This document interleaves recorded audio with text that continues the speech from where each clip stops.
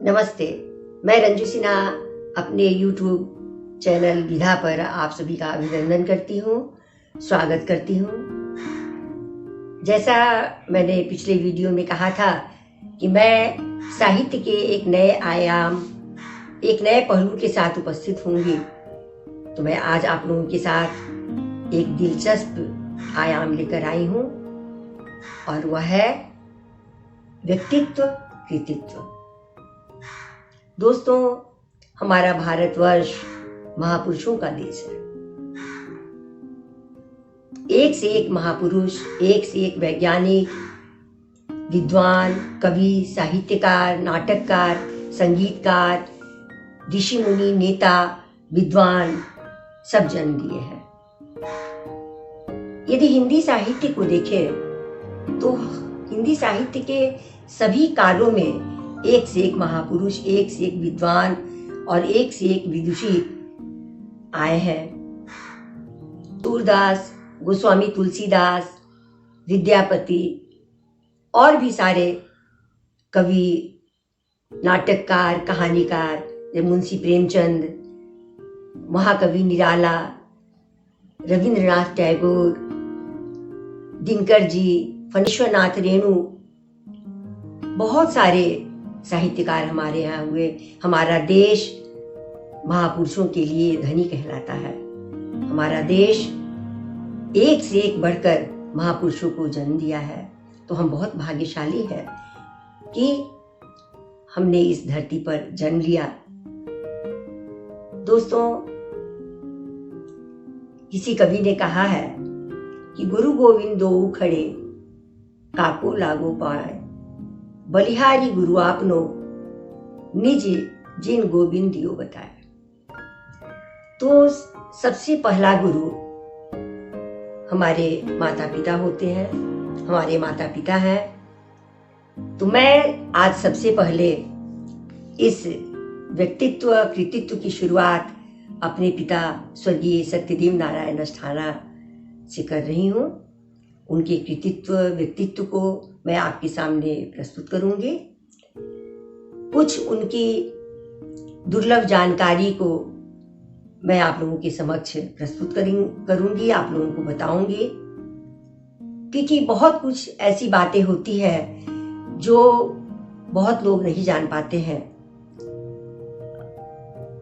मैं तो शुरू से, बचपन से, या यूं कहिए कि कलात्मक और साहित्यिक परिवेश में ही जन्म लिया, बढ़ी पली हुई।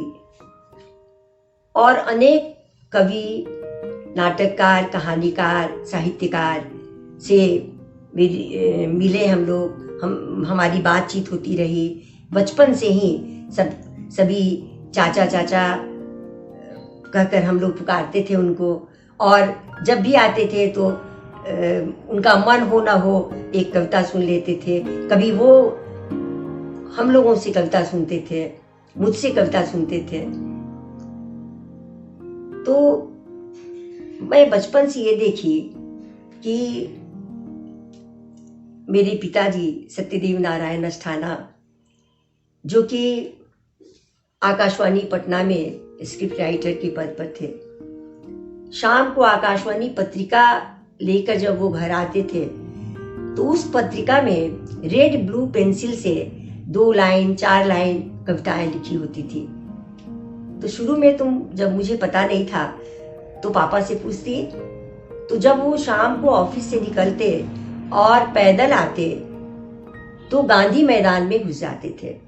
और गांधी मैदान पास करते करते उनके मन में जो भी भावनाएं आती थी इधर उधर अपने परिवेश को देखकर, तो वो उसे कलमबद्ध किया करते थे आकाशवाणी पत्रिका में रेड ब्लू पेंसिल से। एक बार की तो बात है कि दिल्ली से एक फोन आया था कि भाई मुझे जयप्रकाश नारायण का स्वागत समारोह करना है, तो स्वागत गीत नहीं है मेरे पास, सो आप किसी तरह से प्लीज आप लिखवाइए। तो अस्थाना जी ने, मेरे पापा ने फोन पर उनको पूरी कविता लिखवाई। तो ऐसे व्यक्तित्व के धनी थे सत्यदेव नारायण अष्ठाना। और मेरा सौभाग्य है कि मैं उनकी पुत्री हूँ, उनकी बेटी हूँ। सत्यदेव नारायण अस्थाना जी का जन्म 6 सितंबर 1926 में फातमाचक गांव में शिवहर में, जो मुजफ्फरपुर हुआ करता था उस समय, वहां हुआ, जो अब सीतामढ़ी में है। उनके पिता का नाम स्वर्गीय श्री ब्रह्मदेव नारायण है। पापा की बहुत सारी कविताएं, बहुत सारी रचनाएं अभी भी पांडुलिपि के रूप में है, और जो कुछ प्रकाशित उनकी किताबें थीं वो इस तरह है: दीपिका, दुधमुहे गीत, नया देश नए गीत, आओ गाएं गीत, रचो फूल इस्पात के, हीरा मोती, गीत कथा, नई खेती नई कहावतें, खुशी के गीत, आओ देश महान बनाए, नई कहावतें, कविता में कहानी, सुनो कहानी पंचतंत्र से, सुनी गुनी कहानियां, ऐसी बहुत सारी रचनाएं उनकी अप्रकाशित रह गई। तो पापा ऐसे व्यक्तित्व के धनी थे, और कुछ अर्थाभाव के कारण उन्होंने अपनी रचनाएं नहीं छपवा पाए।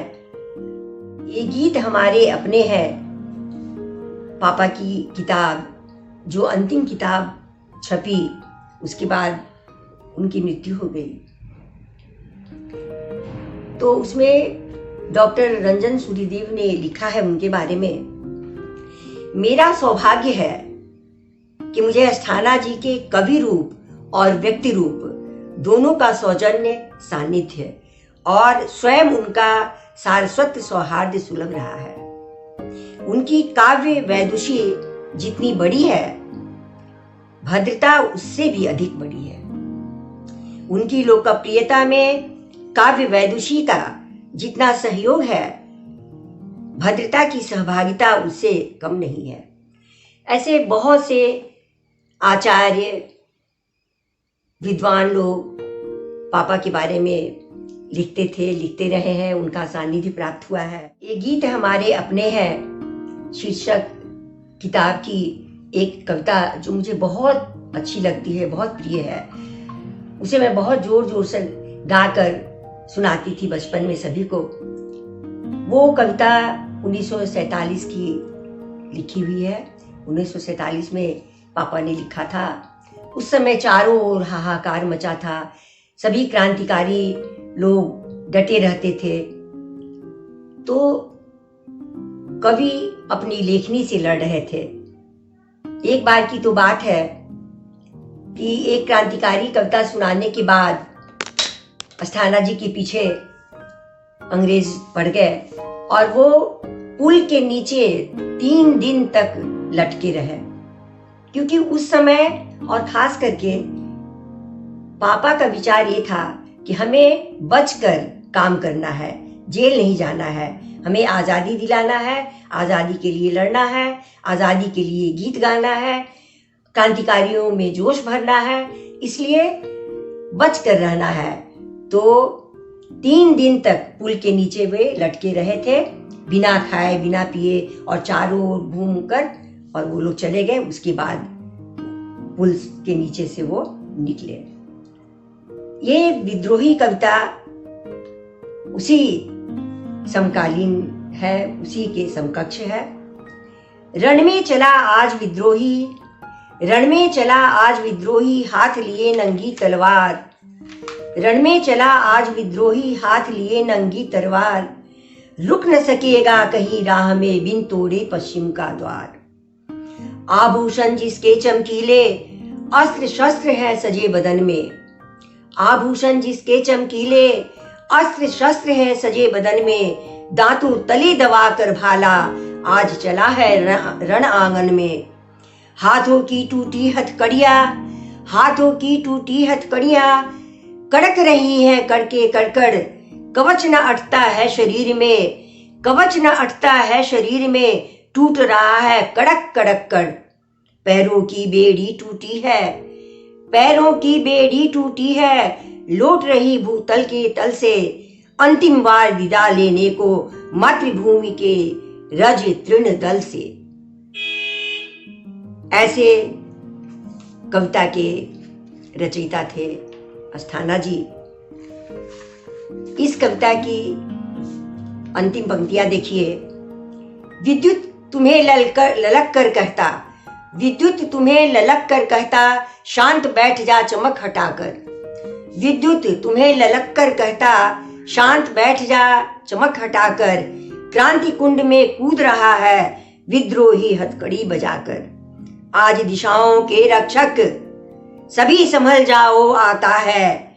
विजय जीतने के हित रण में क्रांति देव क्षण में जाता है। जय जय जय महाकाली दुर्गे की, जय जय रणचंडी की जय हो। जय जय महाकाली दुर्गे की, जय जय रणचंडी की जय हो। जय भारत के अमर शहीदों, जय किसान राज की जय हो। जय जय एक बार त्रिभुवन की, जय जय एक बार त्रिभुवन की, जय जय राष्ट्रवीर की जय हो। जय जय अभय तिरंगा प्यारा, जय जय भारत माँ की जय हो। जय जय भारत माँ की जय हो। जय जय भारत माँ की जय हो। तो ऐसे कृतित्व के धनी थे सत्यदेव नारायण अस्थाना। और भी आगे और भी महापुरुषों को मैं आपके समक्ष उनके कृतित्व और व्यक्तित्व को प्रस्तुत करूंगी।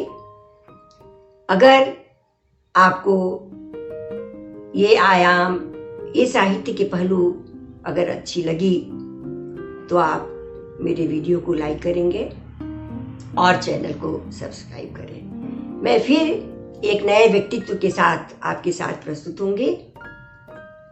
नमस्ते।